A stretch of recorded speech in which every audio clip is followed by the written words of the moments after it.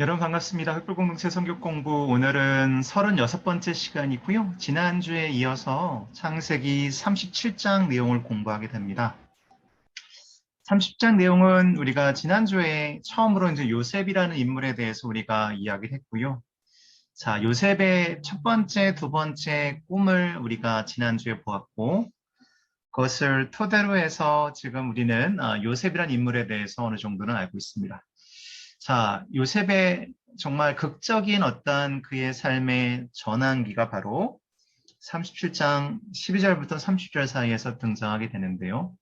그는 아버지의 사랑받는 또한 아버지가 가장 아끼고 또한 모든 형제들보다 더 사랑을 받았던 그의 위치에서 노예가 되는 끔찍한 일을 경험하게 됩니다. 우선 37장 내용을 잠깐 설명해 드리면 이렇습니다.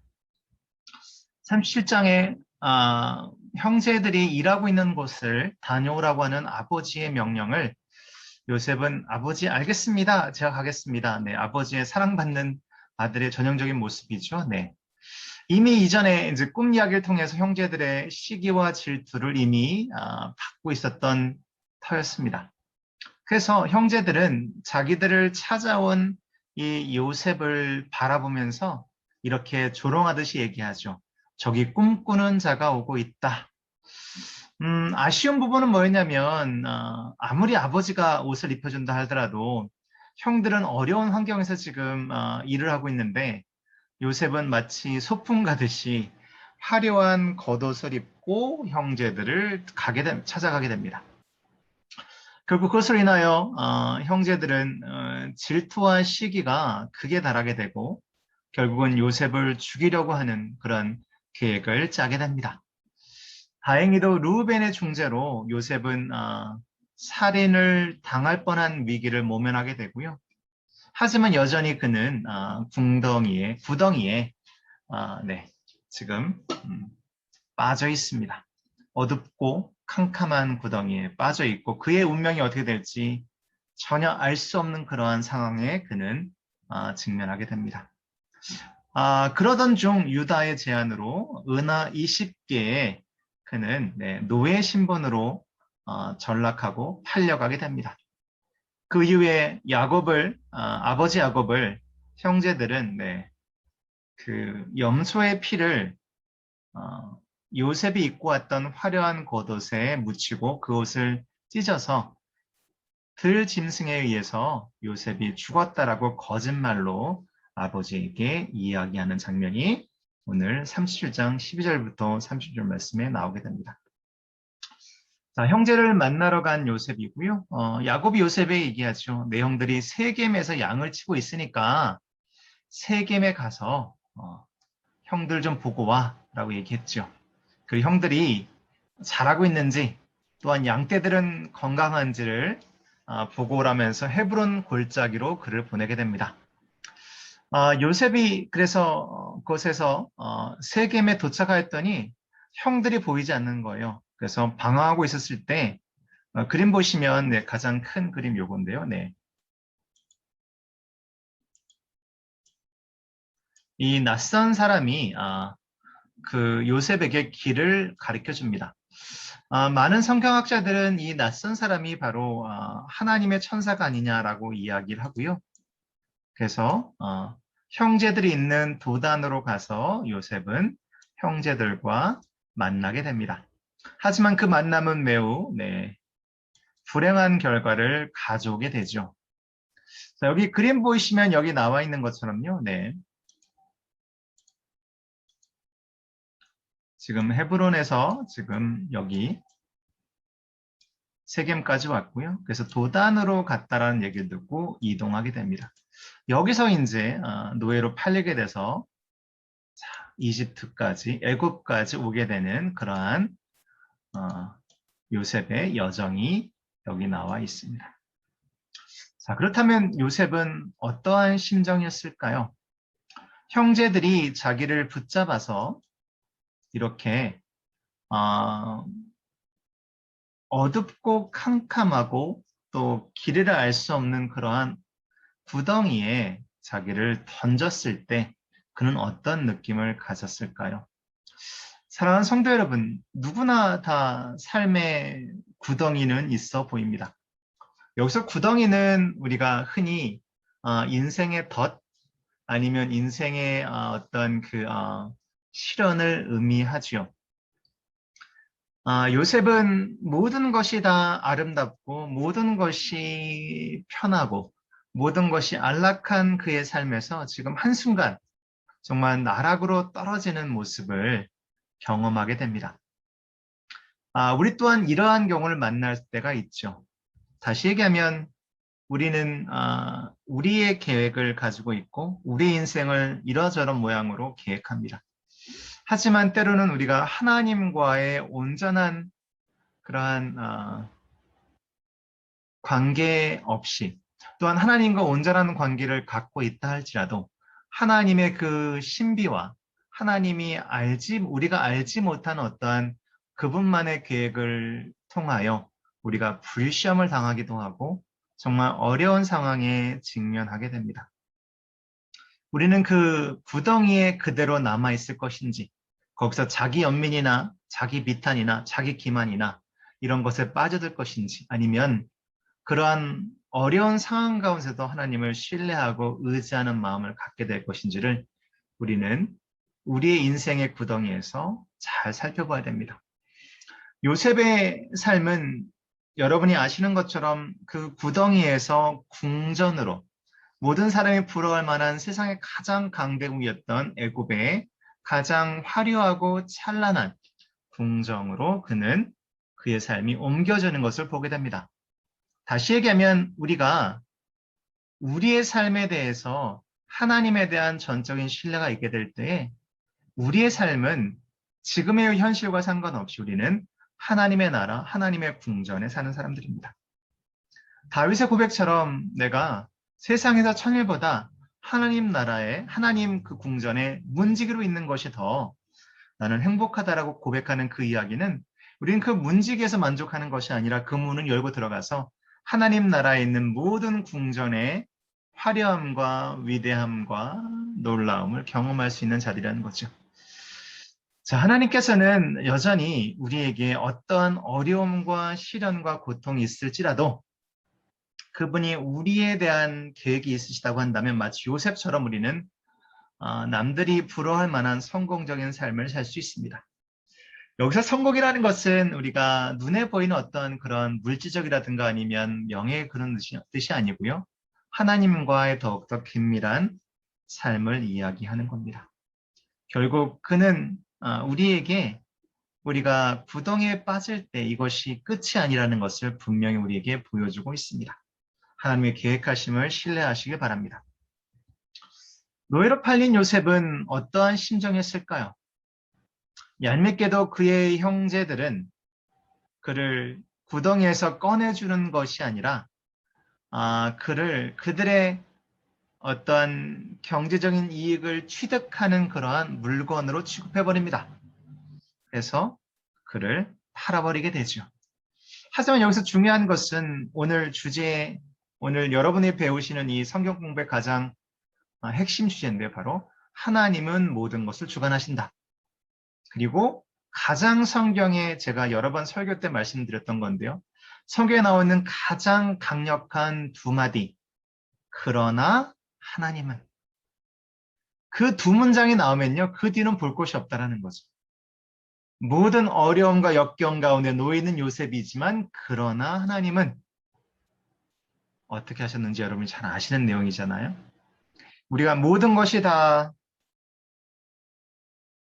지금 부서지고 모든 것이 다 망가지고 모든 것이 산산조각 났다 할지라도 우리는 어떻게 할지 모르고 어떻게 이것이 가능할지 전혀 상상이 되지 않지만 하나님은 그러한 부서진 것들을 통해서 하나님만의 아름다운 것으로 바꾸시는 그러한 놀라운 능력을 갖고 계시고 우리에게 그것을 보여주십니다. 형제들은 늙은 아비였던 야곱을 속이게 됩니다. 그리고 그들은 매우 치밀하게 연극을 하게 되죠. 자, 우리는 누구를 원망해야 될까요? 누구의 잘못일까요? 이 모든 것들은. 우선 당연히 요셉의 형제들은 이 모든 것에 매우 잘못을 저지른 장본인들입니다. 다시 얘기하면 누군가를 미워할 수는 있겠습니다만은 누군가를 살인할 정도로 살인의 계획을 짤 정도로 미워한다는 것은 아무리 얘기한다 할지라도 아무리 우리가 그 부분에 관해서 그들이 달았던 서름이라든가 여러 가지 많은 어려운 상황을 이해한다고 할지라도 이것은 하나님이 그들 안에 있지 않은 것처럼 보인다는 겁니다. 그렇다면 요셉의 형제들만 우리가 잘못했다라고 비난할 것인가? 제가 볼 때는 야곱, 아버지로서 온전한 사랑을 모든 그의 자식들에게 줄 권리를 또한 의무를 또한 특권을 저버린 야곱 또한 잘못이라고 보여집니다. 야곱은 요셉을 너무 사랑한 나머지 다른 형제들에게도 자식들에게도 줄 수 있는 그러한 사랑을 요셉에게만 주었다라는 거죠. 이것이 결국은 요셉을 죽음으로 몰아갔다라는 겁니다. 그래서 우리가 부모로서 우리가 해야 될 것은 뭐냐면요. 우리의 모든 자녀들을 그들의 특성에 맞춰서 하나님께서 그들에게 주신 달란트를 잘 우리가 이해함으로 인해서 그들에게 필요한 사랑을 적절하게 또한 공평하게 전달해 주는 것이 매우 중요하고 우리에게 필요한 지혜다라고 생각이 되었습니다. 요셉은 어떨까요? 요셉은 우리가 지난 시간에 배웠던 것처럼 매우 정직한 성품이었고 또한 아버지 말을 잘 수행하는 그러한 정말 FM적이고 정말 엄친 아라고 얘기할 수 있겠습니다만은 과연 그런 마음속에 자기 형제들에 대한 배려나 자기 형제들의 아픔을 조금이나마 더 이해하려고 하는 노력, 배려에 대한 생각이 있었을까요? 어떤 가정의 문제가 생겼다는 것은 단순히 누군가의 한 사람의 문제라기보다는 모든 가족 구성원들이 어느 부분에 일정 부분은 그들이 잘못을 저지른 것이 분명히 있다라는 겁니다. 그렇다고 한다면 우리는 올바른 가정과 가족의 어떠한 그 화목을 위해서 부단히 노력할 필요가 있고 또한 내 자신의 어떠한 그 요구라든가 내 자신의 어떤 그 욕망을 조금은 우리가 내려놓을 수 있는 어떤 그러한 용기와 지혜가 필요해 보입니다. 여러분 잘 아시는 시편 133편 말씀처럼 형제들이 함께 어울려 의좋게 사는 것은 정말 좋은 일이다. 우리가 형제들과 반목하는 것 또한 형제들과의 사이에서 우리가 시기 질투하는 마음을 조금 내려놓는 것 그를 긍휼의 마음으로 그를 정말 아끼는 마음을 우리가 다시 회복한다면 참 좋은 그러한 사이로 우리는 넉넉하지 않을 수 있겠습니다만은 나눔을 같이 주고받으며 행복하지 않을까 생각이 되었습니다. 오늘 배운 내용들을 한번 정리해보면 이렇습니다. 우선 첫 번째 가장 중요한 것은 하나님이 주관하신다는 겁니다.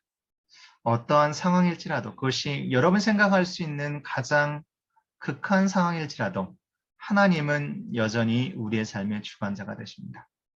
그분의 섭리는 우리와 늘 함께 하신다는 거죠. 그분의 능력이나 그분의 관심이나 그분을 벗어나는 그 어떠한 일도 여러분과 저에게는 발생하지 않습니다. 즉 그분은 모든 것을 아시고 어디에나 계시고 모든 것을 하실 수 있는 하나님, 그런 전지전능하신 하나님께서 우리와 함께 하시기 때문에 때로 우리가 불시험을 당하고 어려움이 있다 할지라도 그것은 하나님의 계획을 이루기 위한 더 크신 하나님의 계획을 이루시기 위한 하나님의 섭리라고 생각하셔야 될 것 같습니다. 두 번째, 죄는 전염성이 강합니다. 이 형제 간의 문제는 단순히 요셉과 요셉의 형제들에게만 있었던 것이 아니고요. 우리가 역사를 보게 되면 우선 가인과 아벨, 그 서로 형제가 그래서 결국은 가인이 아벨을 죽이게 되죠. 또한 형과 다툼이 있었고 형의 장자 축복권을 빼앗았던 바로 야곱과 에서는 야곱을 죽이려고 했던 마음을 먹었다는 거예요. 물론 이제 나중에 바뀌었습니다만 결국은 죄라는 것은 부모님 세대에서 끝이는 것이 아니라 다음 세대로 이것이 우리가 그것을 끊어내지 아니하면 전달되고 이것이 전염성이 강하다는 부분입니다.